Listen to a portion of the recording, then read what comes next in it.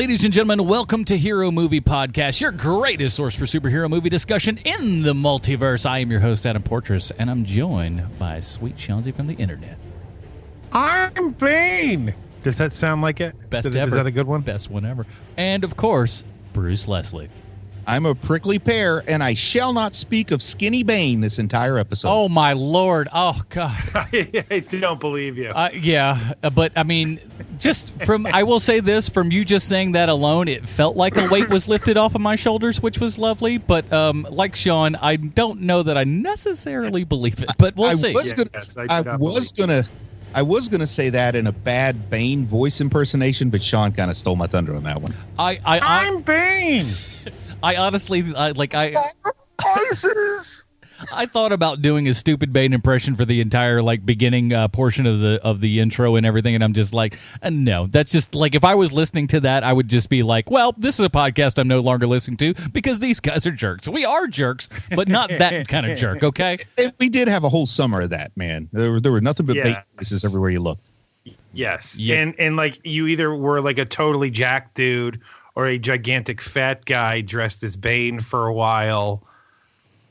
It was basically just put your hand over your mouth, speak in falsetto, and say, hey, that's my Bane impersonation. Hey, fake fur-lined coats were just selling a dime a dozen back then, man. It was he raided Vin Diesel's wardrobe for this movie. 2012 was a heck of a time, I'll tell you that. And that's what we're covering today. 2012's The Dark Knight Rises.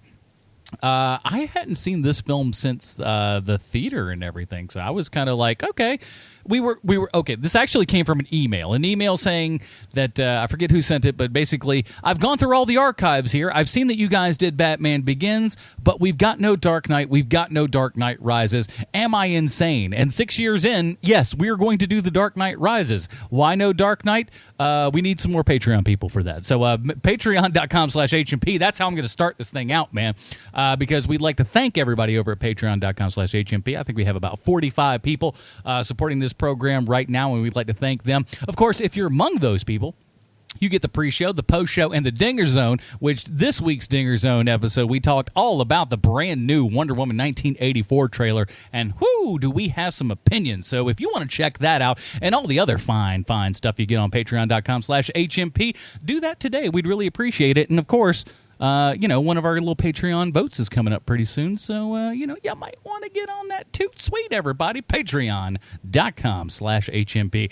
As we said, this is a long time coming here, but here is the trailer for The Dark Knight Rises. Lucy, can you see by the dawn's early light? You are as precious to me as you were to your own mother and father. I swore to them that I would protect you, and I haven't. The twilight's last gleaming. The mayor's gonna dump him in the spring. Really? Mm-hmm. But he's a hero, a war hero. This is peacetime. You think this can last? There's a storm coming, Mr. Wayne. You and your friends better batten down the hatches. Because when it hits, you're all gonna wonder how you ever thought you could live so large and leave so little for the rest of us.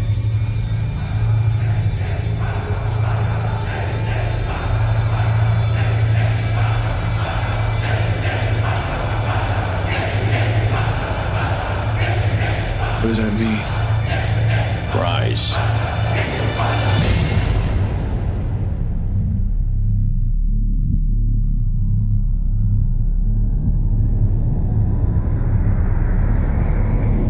When Gotham is ashes, you have my permission to die.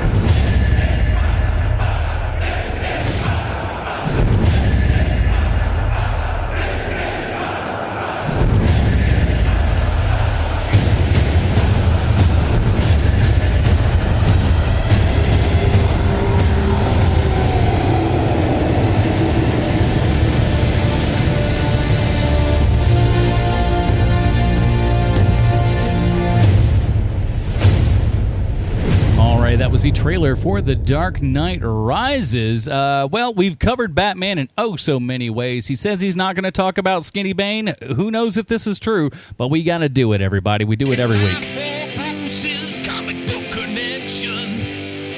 Do you know how much better that feels than having to sing it live from my driveway in 40-degree weather?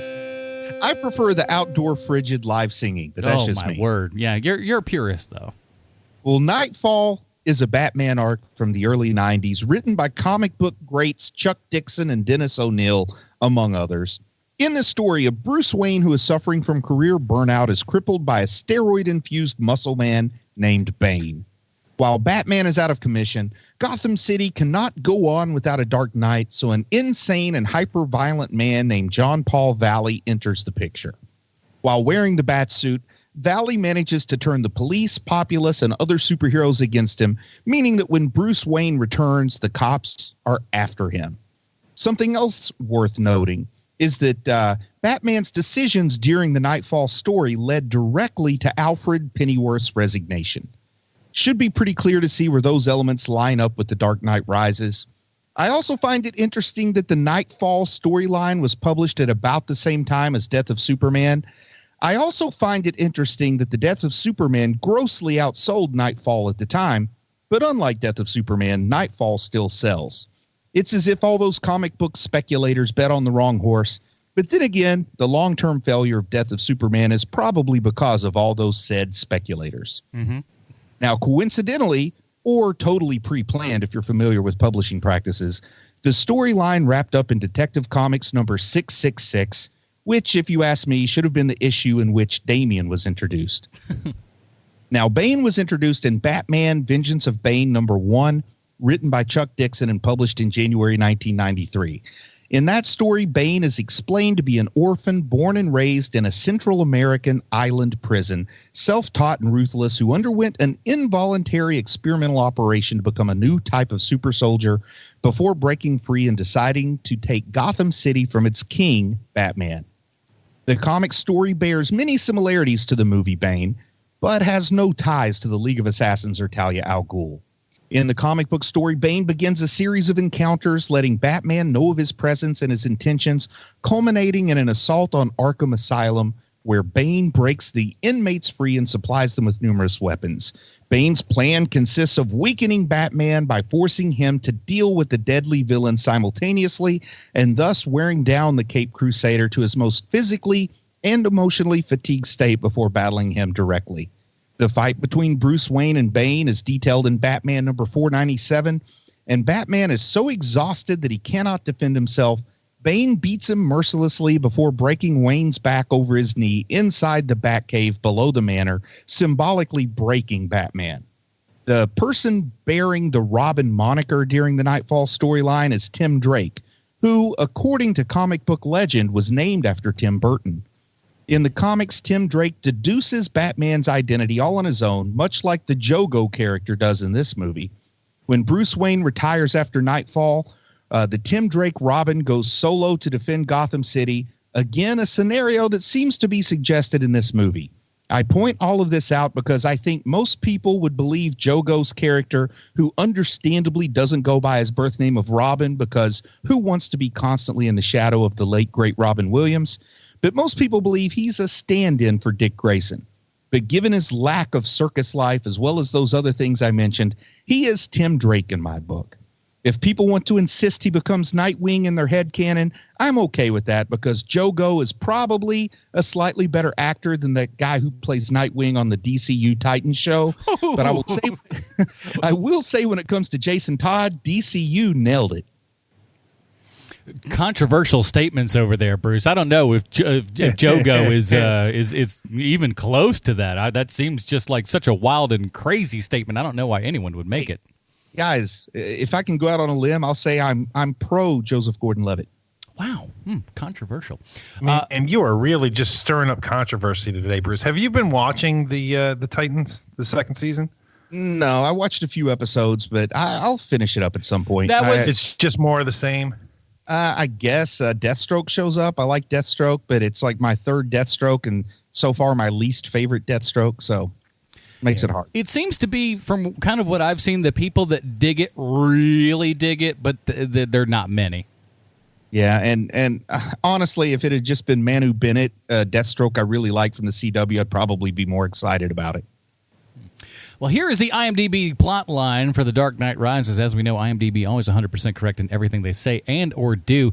8 years after the Joker's reign of anarchy, Batman, with the help of the enigmatic Catwoman, is forced from his exile to save Gotham City from the brutal guerrilla terrorist Bane. This is directed by Christopher Nolan, written by Jonathan Nolan and Christopher Nolan, based on a story by your favorite and mine, David S. Goyer. Oh, golly, who wasn't happy? Everyone. Goyer had as much to do with this movie as I did. Well, I don't know, because a lot of this seems very Goyer-esque to me, in as much as he always tends to do with no matter what the comic book property is, not just Batman, be it Nick Fury or any of the other Ghost Rider, all that kind of crap. He just takes a lot of wide paint strokes and just goes like, yeah, that's exactly what we need. That's what it is. I know all these things. I read Wikipedia for half a bleeding second. We'll see. I don't know, man. Maybe Goyer did have more to do with this movie than me. Well, I mean, credited for story, so I mean, that's something right there. Now, I will say this. Now, you guys had seen this in the theater, I would imagine? Yes. I did not. I saw it when it first came to streaming. I saw it in the theater, and it might have been the first time I ever went to like one of those movie marathon things. Mm-hmm. And this was, in 2012, at least where I saw it, they still made you wait till midnight on Thursday. They didn't do like the Thursday previews like they do now. So I went in and I watched Batman Begins. Then I watched The Dark Knight, and I watched this movie immediately after The Dark Knight, which isn't the best way to watch any movie. You know what I mean? It's like, you don't really, no matter how funny the guy is, you're not that into Ralphie May if George Carlin just left the stage. That's fair. Rest in peace to both those guys.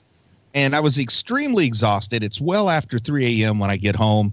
And then I get home, and the news is all covering the Aurora, Colorado situation, which really puts like a crummy ball in my stomach the next morning, when I'm watching the news the next morning, not when I got home, because I'm just home going to bed.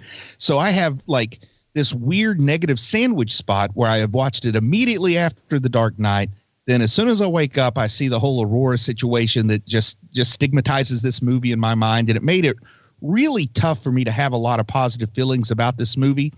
But on rewatch, not that those things really were deserved. It was circumstance. The movie on its own, not as bad as I might have said if you'd asked me a week after I saw it. I drove from Charlotte to Atlanta for this movie. Because I wanted to see it in IMAX, real proper IMAX. So the Mall of Georgia is the closest place to me that did the actual proper IMAX on 70 millimeter film on a proper 6-story screen and everything. And I'll say this, as far as presentation and everything like that, you can't get much better than that real thing. FOMAX is just such an absolute joke, because when you see that real stuff, and especially on film, that flipping huge, holy cow, can it make an impact on you. I drove from Huntington to Indian Trail to watch it on FOMAX. Yeah. So I had a longer drive for a lesser payoff, but I did get the whole marathon. And interestingly, both with The Dark Knight and Dark Knight Rises, all the IMAX stuff, of course, goes in its regular full frame view and everything. And of course, when they transfer that over to home video, we go from a 235 to in a kind of an open matte 185. Right, open mat 185, of course. All the I like literally as the words exited my mouth, I'm just like, this is a bunch of nerd crap that most people don't understand. A 1 to 1.19 ratio, aspect ratio. I like the almost square, but not quite. Not quite square. It's more 4:3, really. No, I 1 to 1.19. 1.19 is perfect. But yeah, so I hadn't seen it since then, because obviously certain times when you see movies in a particular way, you really can kind of get stuck with that and go, whatever I'm going to see after this is going to feel like a lesser thing. I had the same thing happen with Hateful Eight. I went and actually saw that in a 70 millimeter film twice. And then because it's the Roadshow edition that has extra footage and everything, I don't want to watch it on DVD. I don't want to see, kind of a chopped up version and everything. So, sometimes you just see something and it's like, oh, I don't really, necessarily want to go back to this. But I went back and I got to say it not as bad as I kind of remember it. And, I think you're absolutely right, Bruce. After Dark Knight, it's a steep hill to climb up. Yeah, I mean, I wouldn't wish that on any movie to be shown immediately after The Dark Knight. Or even a couple years later. But, I mean, and this is Nolan once he's really kind of got his way and everything and can kind of do whatever he wants, because Dark Knight was such a huge, giant success. Then he goes off and does Inception, which also, his own idea and everything is wildly successful. And then, comes in and does yet another Batman. But maybe he had too much of a... I don't know. I mean... I'm thinking I probably like this movie better than you, Adam. So this could be interesting talk. What say you, Sean? Well, here's my thing with this movie is that, like you guys are saying, there was no way that this movie was it didn't have a chance. It wasn't going to win. You know what I mean? It couldn't possibly win because of everything that happened with the last one. And I know that everybody now in retrospect is like, it's not bad. It's pretty good, this movie. But here's the big thing with this movie, because I think all three of us, we saw it.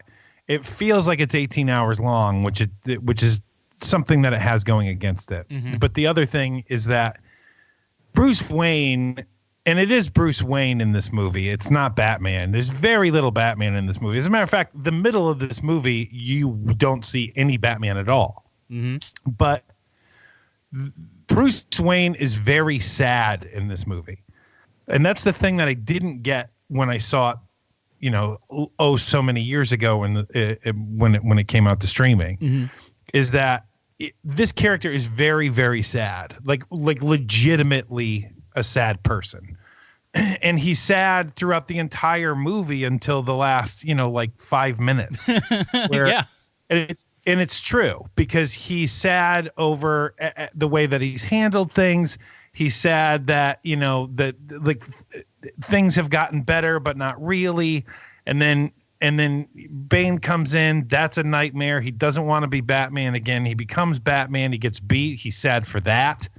He's sad that he needs to get back to where he was, like 6 years previous for Dark Knight.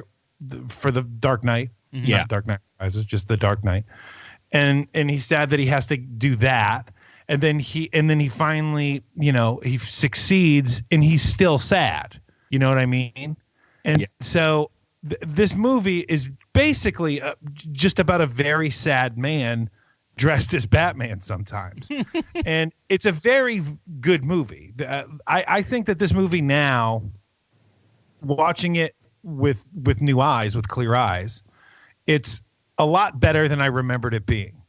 But with that being said, there is a whole lot of this movie. This is not something where, you know what, for funsies, I'm going to throw this on. Like that, it is not that movie. This is not the first Ant-Man. and this as well as Batman Begins suffers in my book in that if I'm going to take 2.5 to 3 hours and decide to watch one of the Nolan Batman movies, it's always The Dark Knight. Sure. I don't rewatch Batman Begins unless, I'm in a hotel and it's on cable and it's like, fun, I'll watch this. I don't rewatch this. I mean, if I'm going to sit down and rewatch a Nolan Batman flick, it's going to be The Dark Knight. So as a result, I've seen The Dark Knight like a bajillion times. I've seen this and Batman Begins very few times. And something else that I remember leaving the theater with the first night I saw this, where I saw all three movies consecutively, and something that still holds up now is this is a good, solid sequel to Batman Begins. It's like there's Batman Begins and The Dark Knight Rises as a 2-movie series, and then The Dark Knight just stands on its own. I mean, you could just pull that out, and it's just like almost a totally separate universe. Yeah, that's interesting, but I never thought about that. But you're not wrong.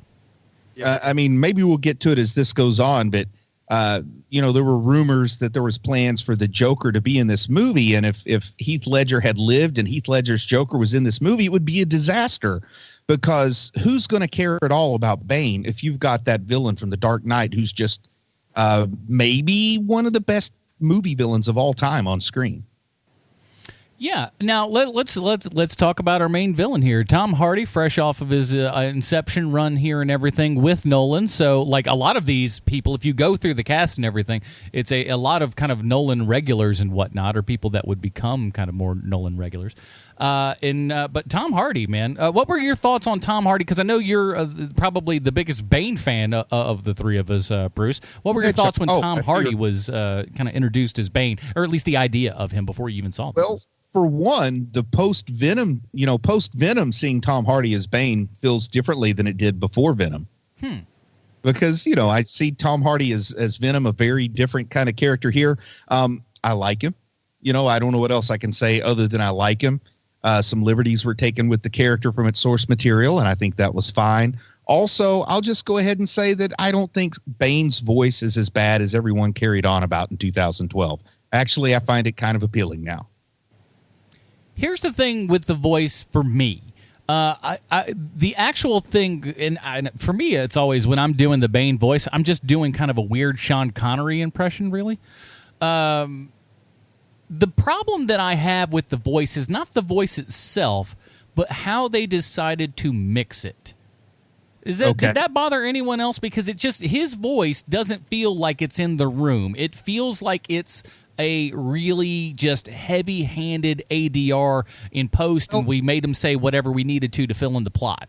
It is all post ADR. I mean, that's entirely. I'm aware of how it works. It's not supposed to sound like that. Is my point.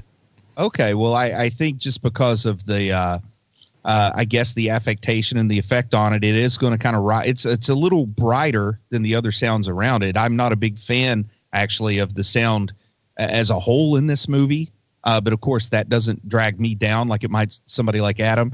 But I think just the natural, it's like he's got an aural exciter added to his vocal track as one of the processors. But it's so heavy-handed. Like Bud Light. He sounds like the Bud Light Knight. It's so heavy-handed in the center of in the center channel there and everything, that it just makes everyone else sound like they're in the room and he's on a spaceship. I'm going to say I'm not complaining, because depending on the quality of sound system you have, watching this movie is a combination of deafening explosions and whispered dialogue. So that makes me so insane. And that's how this whole mix sounds to me, with the exception of Bane. Maybe that's why and the little kid singing the national anthem, his voice really comes through pretty clearly for some reason. That's what happens when you're a producer's kid. I don't know if that's true, but that's, who's to say? I'm not going to say who I thought that kid was at first. I thought he might have been the president's youngest son. So let's up to the next kind of our major. We'll call them villains. What you want? Mm-hmm. Well, I just wanted to say that there were some. I shouldn't call them casting surprises, because I've seen this movie before, but stuff that's early on in the movie that I just didn't remember that character I know so well post 2012.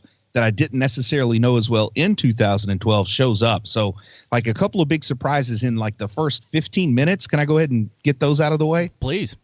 Well, I mean, the first one is Littlefinger, like in the airplane. I did not remember that Littlefinger was doing his best American accent up in that airplane. Did you guys remember that? Good. Yeah. But I knew him from The Wire.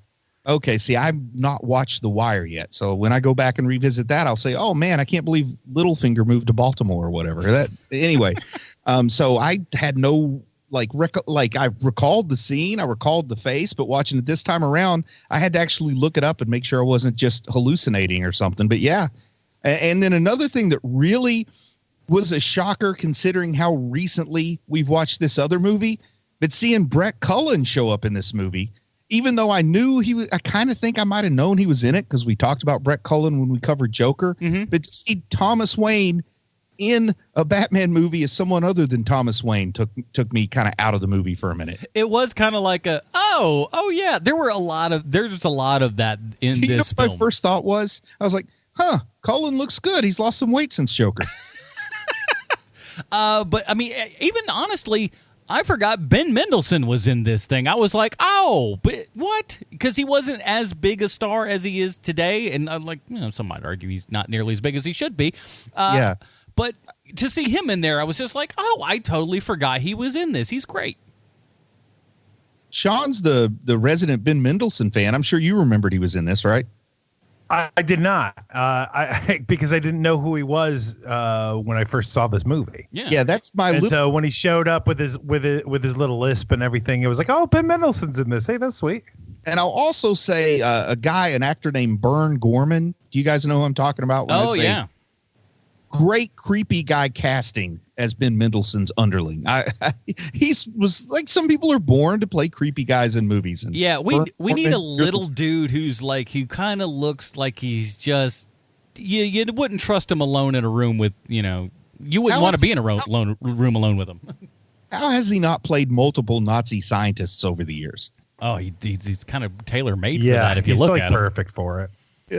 He's still out there working, so if they ever do that Indiana Jones reboot, he's your man for the Nazi scientist you need. And of course, Matthew Modine. Again, that's another one I was just like, oh, right, he's in this too. He had this other little resurgence, kind of in the early-ish 2000s. And what is the deal with him? Okay. Do you know what the deal is with him, Adam? In as much as? Well, see, he was basically about to become the biggest star in Hollywood for a while, after Full Metal Jacket or whatever it is he's in. Mm-hmm. And he just got bigger and bigger, and then he just went away. I heard an interview with him not too awful long ago. I can't remember exactly because he did kind of go through some of that sort of stuff, but he just kind of he sort of took breaks and stuff and then really kind of came back. I guess he was doing some, just little small bit parts and stuff here and there. But I think he does also kind of help. I think he credits at least a little bit of Christopher Nolan to kind of help bring him back in the zeitgeist and everything by putting him, on the big screen in front of, millions and millions of people. And they go, oh, yeah, Matthew Modine's a good actor. We ought to get him for stuff. Next thing you know, cast in Stranger Things, Now, I got to ask you guys something. Do you think there are a lot of people who self-identify as huge Matthew Modine fans? A huge number? No. Because I identify as a big-time Matthew Modine fan, and it's for two movies very specifically, and at the time in my life when I saw them, not necessarily when they were made, but when I saw them. But he made a movie called Gross Anatomy, where he was a medical student from a working class family. He goes to medical school with a lot of people whose parents were doctors, and they're hard go-getters and diehard people. And I identified a lot with that character. How could you possibly identify with that guy? That has nothing to do with Doesn't sound relatable or anything at all. It's just, I don't get it. And this was before I got into medical school, but I knew that's the way I was going. And I absolutely love that movie, Gross Anatomy.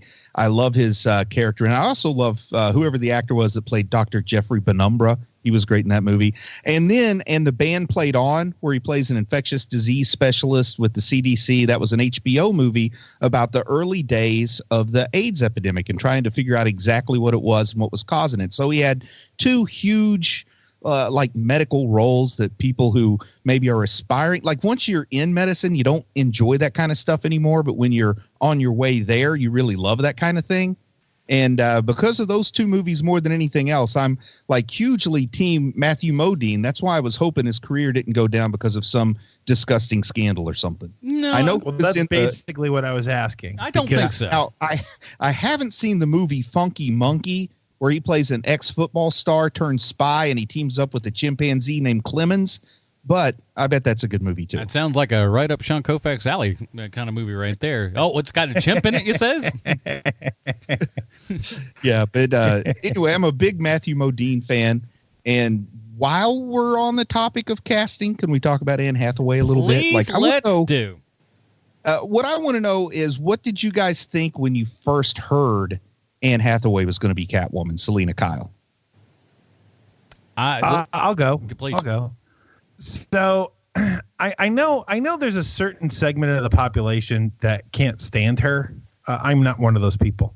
I think that she is very good in certain roles, and in other roles, it's just like, well. Yeah. And so when she got cast as Catwoman, I was like, oh, well, Nolan. So I'm going to give him the benefit of the doubt here. She could be perfect, like she could be perfect in this. Maybe there's a reason why they cast her. Very much like when you first hear that, like Michael Keaton is going to be Batman and, stuff like that, where you're just like, they're going that way, huh? You must That's know weird. what you're doing, I hope. Yeah. And so when she shows up in the movie, and I think she's great in it. I really do. I think that she is a different kind of Catwoman, which, there's a different kind of everybody in these movies. And I think that she does a very good job. Yeah, I don't care for the outfit. To me, that's like I wish we would have gone a little bit more comic booky. I think that looks ridiculous. But as far as her performance and everything goes, I'm a huge fan of her as well.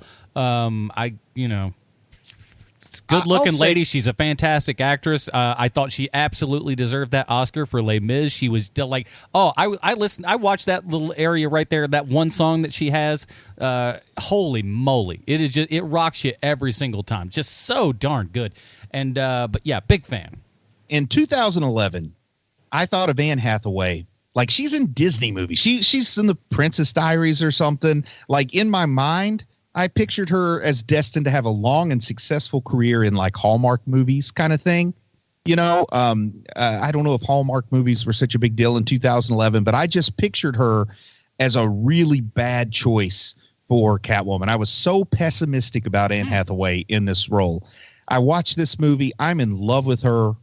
By the time she quick changes from the maid's outfit to the little black dress, I'm like, oh my God, this might be the most wrong I've ever been about anything in my life. And because of this movie and this role, I now tell people I'm a huge Anne Hathaway fan. I don't think I've ever seen another movie she's been in, but I am a huge Anne Hathaway fan. Now it's my turn to ask you a question. Yes, sir. Bigger Matt Modine fan or Anne Hathaway fan?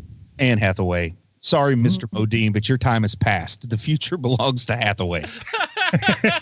Viva la Hathaway. Get out of here, old man. Your time is over. But, we just need to take a moment and do like the obligatory salute to the man with the best eyelashes in Hollywood. Oh, yes, indeed we do. Who?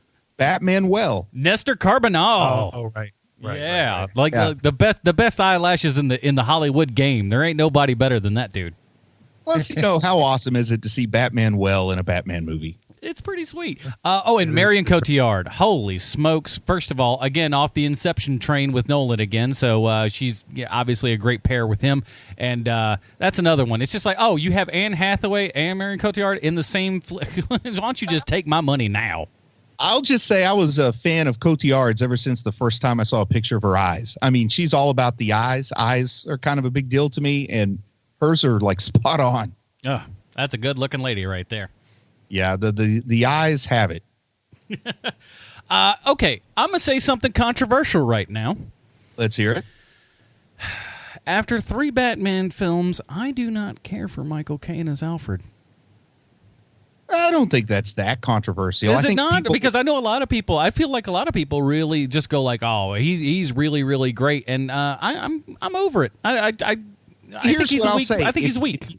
If you like Michael Caine in general, you're going to like him as Alfred. If you don't like Michael Caine that much in general, you won't like him as Alfred, because what you're getting isn't Alfred. You're getting Michael Caine, and I happen to like Michael Caine just fine. So I think he's fine as Alfred. On my list of favorite Alfreds, he's not in the top 3, probably. So take that for what it's worth. John, Michael Caine, yay, nay? I like Michael Caine too. I don't have a hot stance on it like Bruce does, but he's pretty good. You don't have all the Alfreds numerically ranked in your mind, ready to scream out. I don't. I'm sorry, buddy. I don't. I'm sorry. Maybe that's the new rating system for us. But I'm I think he's how do I put it? He's got that kind of panache or like gravity just by being Michael Caine, where it lended credence to the first movie that he was in it. You know what I mean? Yeah. How does he compare to Jeremy Irons as Michael Caine? Talk about bringing gravitas to the role. Well, Jeremy Irons, like he's there for the paycheck, man. Like he does, and he's also in the film for like maybe 5 minutes, maybe. He also like what movie is this? What are we doing? Oh, okay. I'm gonna go ahead and just say, in my memory, and I may be remembering this wrong, but I did watch all 3 movies consecutively. In the first 2 movies, Michael Caine actually tries to have a posh accent. In the third one, it's just Michael Caine and his old-fashioned Michael Caine Cockney. Like, it was striking to me watching all 3 in a row how it was like, oh, wow, he quit trying to do an accent in this one. Yeah, now I haven't seen the other 2 in a while, but I mean, yeah, watching this one, I'm just like, oh, he's just being Michael Caine. I'm like, and I understand that that's also, you know, when you order Michael Caine up, that's what you're going to get a lot of times. I feel like this movie bought a house to replace the one that Jaws 4 bought. You know what I mean? Like, that's the level of involved I got from him on this one compared to the previous 2. Christopher has asked me, and I decided to do it if the paycheck clears. I really like for you to be Batman. Do it for me, please. And can I say this? And like, especially like, you know, him and Bruce kind of talking and everything. I have to kind of scream at Nolan and just go, "Are you afraid of like really good close-ups? Why is he afraid of close-ups?" Who, Nolan? Not a close-up guy. He's not a very close-up guy. Definitely not an extreme close-up guy, especially in this film. I'll just put this out there. Let's just say you're paying for an IMAX camera. You don't really need the close-ups in your movies. But listen, you want to do that. You want to do that all. But he's not shooting an IMAX on the steps when they're talking about like I burned the letter from what's her nose and all that kind of jazz because she chose Harvey over you and all that mess. While they're filming those scenes, he's off in a trailer drawing a picture of how he can destroy one of the 2 remaining IMAX cameras after he destroyed one in the previous film. And it's interesting because they're like throughout that scene and everything, they're both in singles. There's not really a 2-shot in there anywhere, and it feels disjointed. And because it's not close, there's no closeness to it. It's not personal. I don't know why that scene in particular really kind of drove me batty, but it felt like it was a just after lunch quick pickup kind of thing, as opposed to like we're really making this an emotional portion of the film. I got a question, Sean. Maybe you'll want to field this one. Maybe you will too, Adam. But how do you think that phone call to the IMAX camera guys went after what happened in The Dark Knight? Yeah, here's the thing. Okay, we're not flipping any trucks this time. Well, there's one. He's Christopher Nolan, so he's gonna get away with things that like the guy working on Revenge of the Nerds 3, Nerds in Paradise, isn't gonna get away with. Oh, well, he should have. That would have been wonderful at IMAX. Oh my!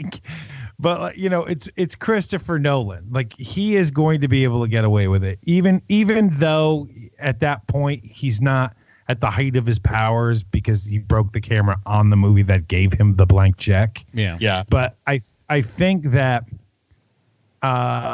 there is an understanding that look, the great filmmakers are going to be able to do whatever the hell they want whenever the hell they want to, and the movie studio has insurance for a reason. And so, yeah, that's a big pay. That is a big check to write, but it is why the insurance is there in the first place. And Christopher Nolan says, okay, so this movie is going to make $1 billion, which these Batman films, I believe, if I'm not mistaken, all 3 of them made at least $1 billion. I think it might just be The Dark Knight, but I don't know. No, this one, I looked. I think, if I'm not mistaken, I just looked at it. I don't remember the exact number off the top of my head. I'll look it up.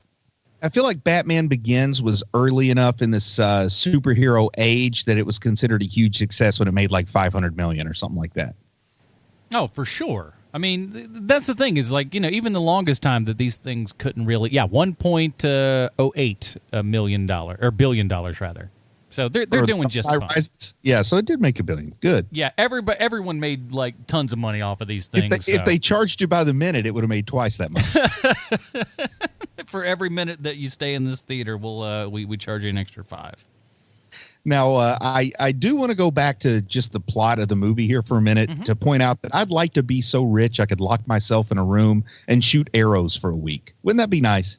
A week. Try 8 years, my friend. And I think this was a lot of the problems, and let's see how they kind of fare amongst these this kind of rewatch and everything. A lot of the big complaints about Batman within this, or Bruce, depending upon how you want to look at it, is that him kind of retiring for these 8 years, closing himself off and staying away, didn't really feel super Batman-y. Did you guys have that feeling this time around, or was that something that you had previous? Because that's what it kind of felt like to me. Is like, I just don't feel like Batman would kind of give up like it seems this one has. What's the most beloved, most well-known, probably most highly rated Batman story of all time? Killing Joke? No. Dark Knight. The Dark Knight. Okay, and there you go. That's the story of Bruce Wayne locked himself up in his mansion for like 10 years and then came back out. So I honestly think whether or not it felt right that is Nolan, who probably read very little of comics, but everybody kind of knows that Dark Knight storyline. I mean, the name of the last 2 movies, for heaven's sake, tells you there's a little bit of Frank Miller love going on here. So I think he's just trying to parallel that storyline in his own way. And it works for you guys? Sure. Why not? Sure, why not? Always a good ringing endorsement. Well, look, man, there's themes to each one of these movies, right? So the theme of this movie is basically is about rebirth and finality. And so he's going to have, it's going to start with him in a bad place because that's how fiction works. And then And so, yeah, he's going to be holed up for a long time. They're going to, the only thing they really have to go on is Howard Hughes from real life. Mm-hmm. And so that's sort of who Bruce Wayne is at the beginning of this movie. He's battered and beaten up and he can't physically do it like he used to do. I mean, it's Rocky 3. Yeah. It's Rocky 3. I mean, he's been ducking the big fights. He's gotten fat and out of shape. He's hurt really bad. They're telling him not to fight anymore. He goes and fights Clubber Lang and gets his lunch handed to him. And then he goes. He's got a giant, sexy robot. Yeah, which the missing, I guess Michael Caine's the closest we get to a giant, sexy robot here. Beat Bob Boot, Mr. Wayne. He, after being hurt really bad by Clubber Lang, he goes back to Mickey and then trains in a pit and then comes back and beats Clubber Lang. So that's this movie. This is essentially Rocky 3, everybody. Come on. It is the third film, so it all makes sense, really. Yeah, I mean, it's definitely not Return of the Jedi, so that's the only other third movie I can think of. I will say this, one of the things, I don't know why this is just a weird little non sequitur type thing, but I want to thank this movie for having Bane in it, and Tom Hardy. I don't know if this is something that Nolan told him to do. I don't know if it feels like it was something that he kind of picked up by himself and everything, but the way he kind of holds on to his jacket there and everything. As a guy who has to wear a jacket to work all the time and everything, I thank you, Tom Hardy, for giving me that kind of like, I need something to do with my hands. Perhaps I'll hold on to my jacket like this. Thank you, Tom Hardy. I love that move. Yeah, good move. It's kind of like a good looking move. It's comforting. It's just kind of like you got everything in there. You're ready for the roller coaster of life, as it were. And going back to shut in Bruce Wayne for a minute, when he's there shooting the arrows at the target and he's got the goatee going and his hair's kind of scraggly, if his hair was blonde instead of dark brown, that would be the most perfect vision of Oliver Queen as he looks in the comic books. I'm not talking about the CW's Arrow, but that for a moment I was like, man, Christian Bale would have been a great Green Arrow. He probably would have, actually, now that I'm kind of thinking about it. Yeah, I like that idea. Let's see. What was that? I had something and I lost it. All right, somebody pick something up. I'll remember. I do like how Alfred and then later Lucius Fox, I love how everybody in here is just the biggest matchmaker. Like, we don't care what kind of horrible, despicable, felonious past any of these women have. We just want you to marry one of them, Bruce. Master Bruce, look at it. We've got a sea of women over here, and you don't want none of them. What gives? I've got to say that before the show started, I was almost certain that I was going to have to pull Adam down off the ledge from doing Bane impersonations. But it's Michael Caine. Who knew, right? I bet every week you appreciate the fact that I don't do impressions a little bit more, Sean. I do. But how, I don't know, when you guys first watched it, maybe you're not as steeped in Batman lore as me, but how soon did you figure out that Caudill was Talia al Ghul? I'll say this, I didn't necessarily, I think it was probably towards, the latter half when I kind of, sort of more or less figured it out. But you can kind of tell that she's up to no good. She's a very femme fatale kind of gal, You look at her and you just go like that pretty lady's up to no good. There's something that's going on here that doesn't seem quite right. It feels like she's going to use her feminine wiles to cause havoc. How about you, Sean? I figured it out pretty early on also, because you don't hire that lady just because, the two phrases I always say. You don't hire her to say, freshen your drink, see you at the party. Yeah, I didn't have an inkling until she slept with Bruce Wayne there in the mansion. And then it was like immediately in the theater, look at my wife and say, that's Talia al Ghul.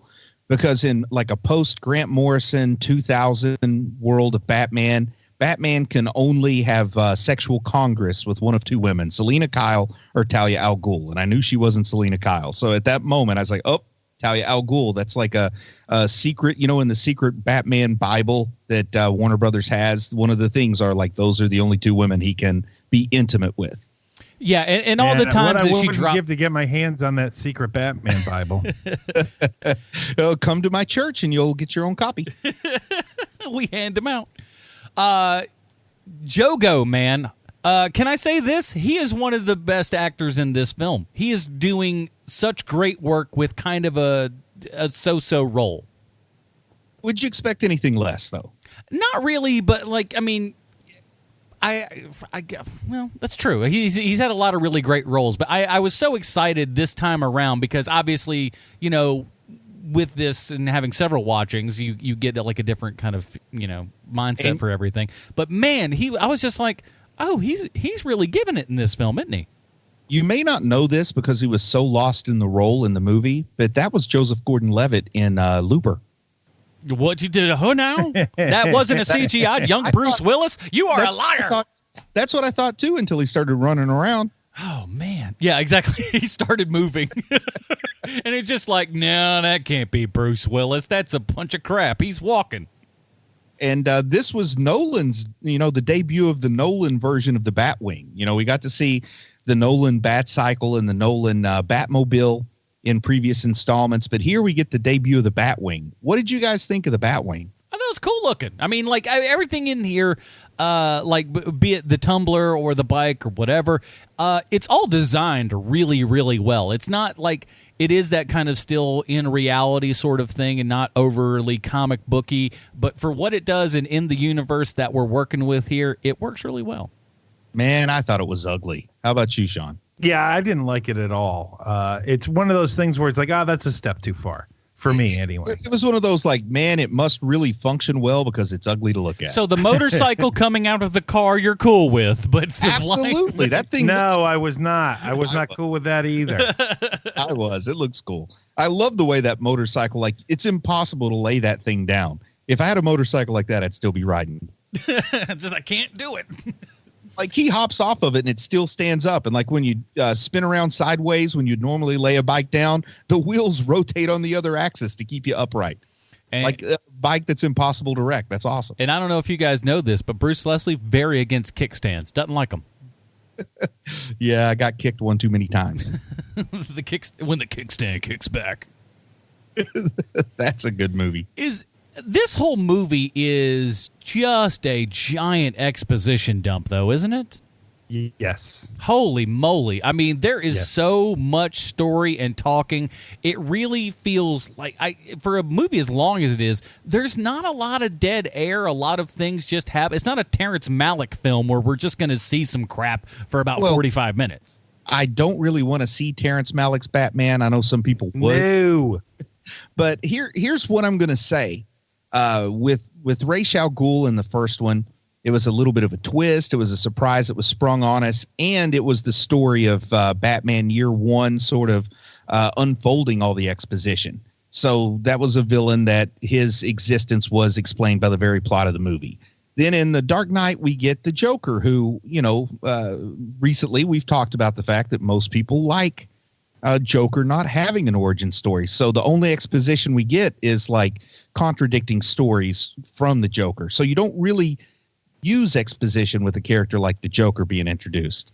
Then you come into this movie where you're bringing in Bane, and you got to give us a reason to like care about Bane and all that. I think that's the biggest part of where all this exposition comes from, because we've got to tell, it's the first time Nolan's really had to like introduce a character and have him like fit in without it being the plot of the movie, Yeah, that makes sense. And also, Bane isn't like if you brought the Penguin in, you don't have to spend a lot of time explaining the Penguin. You kind of got to explain Bane. I think, especially in 2012, I would say, unless you were like a super big fan of that terrible Schumacher Batman movie, you may not have even seen Bane before. Yeah, I guess that's... Yeah, I mean, but then again, I don't know. I feel like when this came out, everybody had, like, at least everybody that I kind of knew, but then again, I may know a lot of nerds, more or less knew who Bane was, or at least had an idea. And I think a lot of that, sadly, comes from that Batman and Robin film. And they also change Bane's story a little bit. I mean, it's the Nolan technique where you keep the essence of the character the same, but you change the location, intertwine it with something different, and make it work. But also, you couldn't just bring in Bane, because we wouldn't all think of him as having any relationship to the League of Shadows, as they call it in this movie. We would think of him more as that Central American guy. Yeah. Let's see. Any other kind of big stuff we want to kind of punch on? I got something that I want to just kind of ask about, or ask what you guys thought about it. But watching this movie, it amazed me when I went back and checked like calendars of events, so to speak. But the fact that this movie came out before the Occupy movement, I mean, this movie seems like it would be a response to the Occupy movement, or something to kind of like piggyback off of that, or maybe try to give us a comic book world parable to that. But it's kind of, if you see it now, you would have sworn that this was kind of made around the time of the Occupy movement, not like right before it. Yeah, but at the same time, too, it also, when that went on, to my recollection, it felt like it was a lot of people that saw this film and went like, ooh, all right, we can have some of this crap, but we can do it with, we'll camp. You think? You really think the Occupy movement was caused by this movie? I'm not saying it was caused by the movie. I'm just saying that there are certain aspects of it that, like, people like to imitate bullcrap they see in movies all the time. That's true. I have been known to throw a few rings in lava pits. Yeah, listen, if you got to get rid of it, Mount Doom's the only place you can go. I think that should be standard, like, divorce procedure. Forget the court. You just got to go to a mountain and throw it in your wedding. I've never done it, but like I wanted to, like because it's never happened. I wanted to do kind of like that sort of thing and throw my wedding ring into the ocean, but I've never gone to the ocean since then, so I can't say that I've done it. Or if I have, I haven't had it with me to throw. But like that's been kind of a goal, is just to throw that into the great blue deep. Man, I got rid of my old one so fast, I don't have any clue what I did with it. I'll tell you what I did at the after we're done with the free content stuff. There. And also, I've always, two big holes in this movie, huge holes in this movie, from my opinion. First off, that stock market raid, the drawbacks, because I enjoy this movie. The exposition that you guys were talking about doesn't bother me. So far, I'm liking pretty much everything in this movie. But the stock market raid, I don't think exchanges work that way. Like, I don't think you break in and steal somebody's iPad and then you get all the money. Like, I really don't think it works that way, or that would happen like every day. And it's a lot of just like, oh, he had a fingerprint, therefore.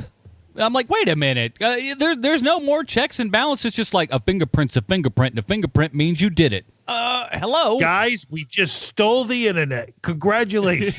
yeah. They're all patting each other on the back, unloading a truck. I think the second humongous hole in this movie that everybody mentions, everybody talks about, so I just mention it to know that we too are aware of it, that he climbs out of the pit, and I guess he climbs out of the pit barefoot and in rags and walks to Gotham City and magically, like, man, how does he get from that? He doesn't even have a cell. How does this man who's broke, doesn't have Alfred anymore? I guess he could get a hold of Lucius, but like, how does he get from the pit to Gotham City and show up on that bridge just when Selina's out there? Like, was he out there for days knowing eventually she'd make her way there? Oh, God, she's showing up, isn't she? I'm running out of rations here. What's going on? This is really, and it feels like, I don't know, but yeah, you're right. It is the biggest thing of like, I'm out and I'm there. Wait a minute. Does your country have Uber or something that flies you over to Gotham? Is it just a stone's throw away from Gotham? And it's like, well, I mean, it'll take like 2 days, but I can walk there. That's not that bad. Yeah. So that was the other thing that bothered me. I mean, it's just a huge hole in the movie. Well, you know what bothered me is the very ending of this movie where it's just like, and they set the table early, talking about like the cafe and all that crap. And then when we go to it, and it's just, it's the worst kind of corny. I don't care for the ending of this film. And Catwoman's the real star of the movie because she accomplishes everything Batman does on a much lower budget. And she gets away with everything, really, at the end of the day. Yeah. She gets exactly what she wants. She's the victor in all of this, if you think about it. And I kind of would have liked to have seen, instead of being in the pit and seeing the prison chiropractor and all that kind of stuff, I'd kind of like to have seen a whole movie where it's just Bruce Wayne learning to go about daily life without his butler. Like I think that would be kind of funny. Oh, where's the newspaper? Just staring at an empty bowl, waiting for it to be filled with soup. Yeah, like he looks on the box on his TV dinner and it says, "Put in microwave for 5 minutes." He puts it in the microwave, then watches his watch for 5 minutes, then takes it out and wonders why it's still cold. It's still cold. I don't like this. What is this? Oh boy, this rich man's got a lot to learn, and hopefully you guys want to learn a little bit of something because I need to figure out how this movie relates back 1-to-1 with the most magnanimous man in Hollywood, Sylvester Stallone. Thank you, Adam. I have a prepared statement. Ooh. Christopher Flick was the Foley supervisor on The Dark Knight Rises, which is a big deal. You want to know who supervised the guy who made the cracking noise when Batman got his back broken? Christopher Flick was that guy. Christopher Flick was also the Foley supervisor on Guardians of the Galaxy Volume 2, starring a man who makes his own cologne by mixing Jacquard Noir and Axe body spray, Sylvester Stallone. I've never spent any time around Foley supervisors. I don't work on studio lots where most Foley happens. I'm an insurance adjuster, which is just as exciting. Just as exciting. Just last week, Just as exciting. Just as exciting. Just as exciting. What? Just last week, I had a lady want to know what the tables look like on a 35-year-old non-smoker and yada, yada, yada. Turns out she killed her personal trainer for insurance money. Anyway. Christopher Flick is a Foley supervisor, and after looking through his bio, I found that he was also the Foley supervisor on a movie I want to talk about today called House Guest, starring a man that unbelievably was the first billed actor on more than a few movies in the 90s, Sinbad. Yep. For those of you who don't know that name, Sinbad was a comedian in the 90s that was the rare case of being a black guy, but for some reason, old white people loved him. I'm not sure why. No one's sure why, but these are the facts. And Sinbad stars in House Guest with Phil Hartman, a guy that Sinbad had worked with in 3 different movies. House Guest, The Coneheads, and Jingle All the Way. See, people say the American comedy was killed by Marvel movies, but I would say to you that American comedies probably died somewhere around the release of Jingle All the Way. As a country, we just gave up after that. It's clear to us now, Americans, just don't understand the way comedy works, and we shut it all down. There's some pretty great trivia about House Guest, like the fact that originally John Candy was supposed to be the Sinbad part. There's also a McDonald's that features heavily in this movie, but there wasn't a McDonald's in the actual town they were shooting in, so the production company made one, a working McDonald's. They just built one, and then they shut it down after shooting it finished. Weird that a movie that had McDonald's play so prominently in it didn't have a Happy Meal tie-in, because it seems like a slam dunk. All right. Because you know who loves going to McDonald's? Old people. And they also love Sinbad. I could totally see a toy where it's a cup and ball game, but you have to land the ball in Sinbad's hand. You'd be wearing Zubas and a shirt so loud that if you took the toy outside into direct sunlight, children would go blind. But what do I know about merchandising tie-ins? We don't even have sponsors for this show since Adam ran them off a few years ago. Hey. And there you have it, HMPers. This week's Stallone connection is Christopher Flick. You're welcome. I'm Sean Kovacs. You're welcome. We've got to cover that Sinbad Shazam movie one of these days. Women be shopping, I'll tell you that. All right, here at Movie Podcast, we have our own patented Robin rating system. If you'd like to check that out, head on over to Facebook.com/Hero Movie Podcast. It's right there at the top of the screen. And Bruce, where does The Dark Knight Rises fall on the Robin rating system for you? There's a scene in this movie where Batman puts something spherical that's beeping in Joseph Gordon-Levitt's hand and says, count to 5 and throw. If anybody ever did that to me, there's no way I'm making it past 2 before I throw that thing. I just got to tell you. Get a little bit too nervous too quickly. It's just like, 1, 2, I got to get it out of here. It's like, how does he know how fast I count? You know, that's what I'm thinking. How does he know I'm not doing Mississippi's? Does he think I'm doing Mississippi's? Anyway. He didn't count on him not knowing how to count. You got to do Mississippi's. Yeah. Yeah, well, you know what? Say I throw it and then I count to 3 while it's sitting over there. That's still going to accomplish the same thing. It counts whether I'm throwing it or it's still in my hand. The numbers still come out. Yeah. So anyway, as I said before, I think Joseph Gordon-Levitt's character is most closely Tim Drake version of Robin. So I'm going to give this movie a Tim Drake because I actually like it a lot more than I remembered liking it. It's no Dark Knight, but few movies are. So I say this is better than a Damian Wayne. I give this a solid Tim Drake. Very nice. Sean? That's me too, man. Tim Drake all the way. It was not nearly as because I didn't think it was bad, but it wasn't nearly as middling as I remembered it being. It's way sadder than you remember it being. It is a very sad movie. And also, it's super long, but it's a Tim Drake. Yeah. For me, I'm going Damian Wayne there, right in the middle. If you would have asked me before this watching and everything, I think I would have probably have guessed that I would go Stephanie Brown with this. But yeah, better than you imagine. And I think especially given the amount of time that we've had between then and now, if you haven't watched Dark Knight Rises in a while, you might want to, pick it up on a rainy afternoon or something like that, because it's not nearly as bad as you might remember if you're one of those people that remembers it not nearly, as fondly as you do The Dark Knight. But as Bruce says, I mean, come on, man. The Dark Knight is The Dark Knight. It's pretty tough to get over that hump, but, it ain't that bad.